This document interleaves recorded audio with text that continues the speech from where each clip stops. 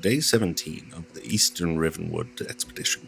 After 2 weeks of following bent saplings, distinctive claw marks, and, let's be honest, a rather unmistakable trail of destruction, I've finally found what I've been looking for. There!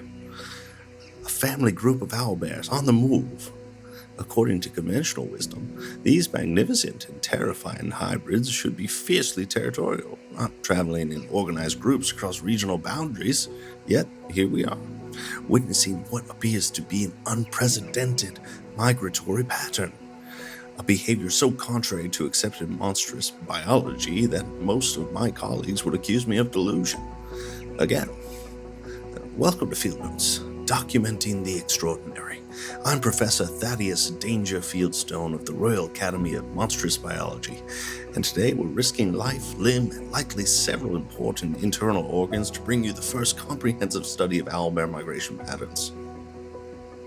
Something that until recently most experts insisted didn't exist. The owlbear, taxonomically classified as Ursus digidae horrificus, is well known to adventurers as one of the most aggressive predators in temperate forests. Though often described as a hybrid of owl and bear, owlbears are widely believed to be the result of magical experimentation, an unnatural synthesis of predator instincts and brute strength. Yet their long-term stability in the wild suggests they've adapted beyond their origins. Note the powerful beak, capable of snapping bone with a single strike, the massive claws that can disembowel a fully armed knight, and most intriguingly, the piercing eyes that seem to reflect intelligence beyond what we'd expect from a magical creation. For centuries, monstrous biologist scholars, myself included, have assumed owlbears maintain strict territories of roughly 5 to 8 square miles, which they defend ferociously. This is what makes my current observations so revolutionary. This family group of 7 individuals, which I've been tracking for over 2 weeks, has traveled nearly 30 miles in a clear southeasterly direction. What's driving this migration? Where are they headed? And why now? These are questions I intend to answer, presuming I survived the experience. The group consists of what appears to be a mated pair, 3 subadults from last year's breeding season, and 2 juveniles. The dominant male, I'll call him Sir Hoots-a-Lot, weighs approximately 800 pounds and stands nearly 8 feet tall when rearing up. He leads from the center of the group, while the female, Lady Beaconton, often moves ahead as scout. Unlike standard owlbear behavior, there's clear coordination here, with distinct vocalizations I've been documenting. This call seems to signal all clear ahead, while this one indicates potential danger. I've documented 23 distinct vocalizations so far, which, if real and not a stress-induced hallucination on my part, may be the first evidence of genuine culture among magical birds. The younger members play specific roles as well. The subadults, whom I've named Feathers, Claws, and Bob, rotate positions on the group's flank, while the juveniles remain protected in the center. Bob's name lacks creativity, I admit, but after he nearly discovered my hiding spot yesterday and almost separated my head from my shoulders, I couldn't muster the poetic inspiration for anything more elaborate. Something's changed. They're shifting to a hunting formation. This is extraordinary and potentially life-threatening if they detect me. Note how they're maintaining visual contact while separating to surround something. Their normally chaotic direct assault approach has been replaced by coordinated pack tactics. This is either an isolated behavioral anomaly or the start of an evolutionary shift we've never seen before. They've taken down what appears to be the great thorn elk, a creature that would normally be too dangerous for a solitary owlbear to tackle, yet the family group made short work of it through perfect coordination. Fascinatingly, there's a clear feeding hierarchy at play. Sir Hoots-a-Lot and Lady Beaconton feed first, followed by the subadults, with the juveniles allowed access last. However, and this is crucial, they're not competitive about it. They're sharing behavior happening that contradicts everything we know about solitary owlbear feeding patterns. Standard territorial owlbears hoard their kills and defend them viciously, even from potential mates. This cooperative feeding suggests something fundamental has changed in their societal structure, potentially as an adaptation of migratory necessity. I've developed a theory.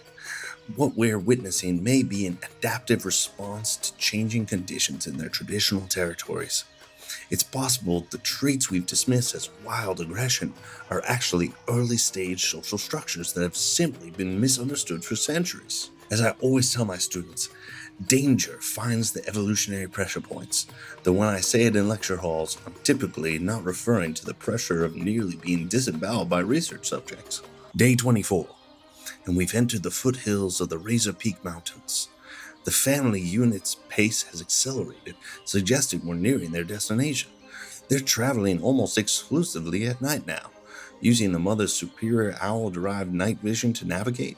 If my calculations are correct, they're headed toward the Moonfall Plateau, a high elevated plain that's exceptionally difficult for humanoids to access without flight or specialized climate equipment.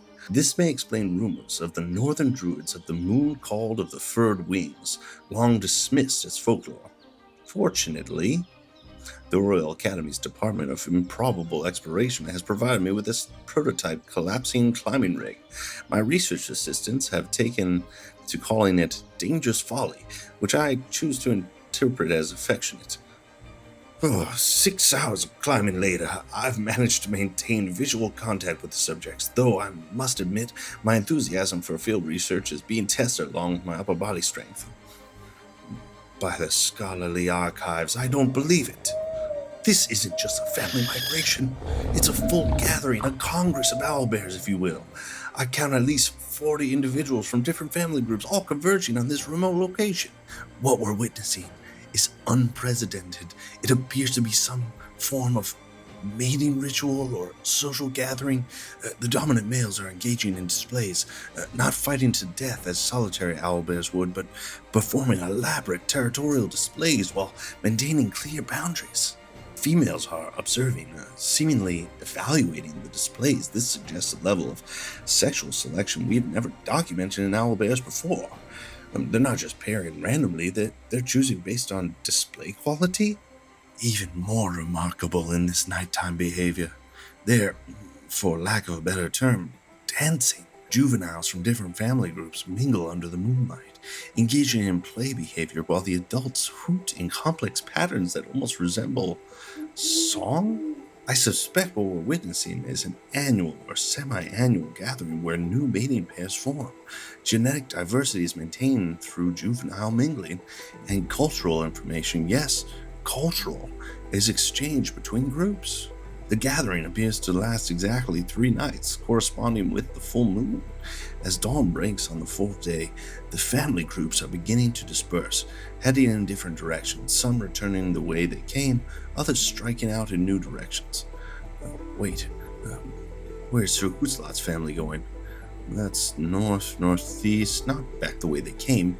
This suggests they don't have a permanent territory to return to.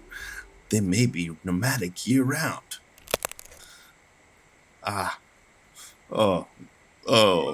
It seems my observation post has been compromised. Hello there, small but terrifying abomination of nature. I don't suppose you'd be interested in participating in a survey about migratory patterns? I'll take that as a no.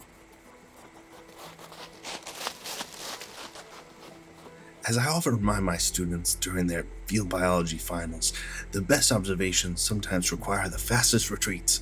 My hasty departure from the Moonfall Plateau was educational, to say the least. Despite my undignified exit, the discoveries made during this expedition will revolutionize our understanding of owlbear behavior.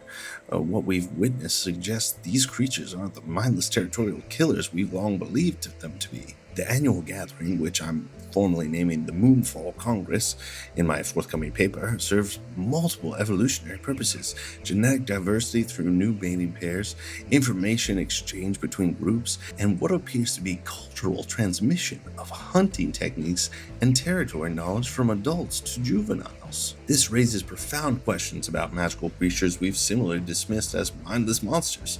If owlbears can develop complex social structures and migratory patterns, what might griffons, chimera, and even basilisks be capable of that we've overlooked due to our tendency to classify them as mere beasts? The further implication One that will no doubt be controversial among my colleagues is that owlbears might not be magical accidents as commonly believed.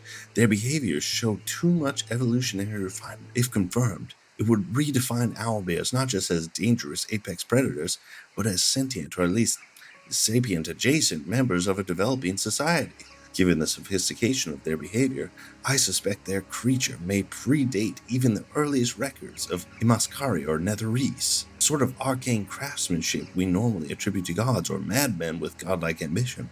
I look forward to strongly worded rebuttals from the arcane biology department. As they've reminded me countless times, dangerous theories require danger warnings. For now, I'll continue to follow Sir Hootsalot's family group as they head toward what I suspect may be a secondary gathering site in the Northern Territories. The juvenile who discovered me, whom I've now named Fluffy the Terrible, seems to have lost interest in me after I surrendered my emergency rations. A small price to pay for scientific advancement.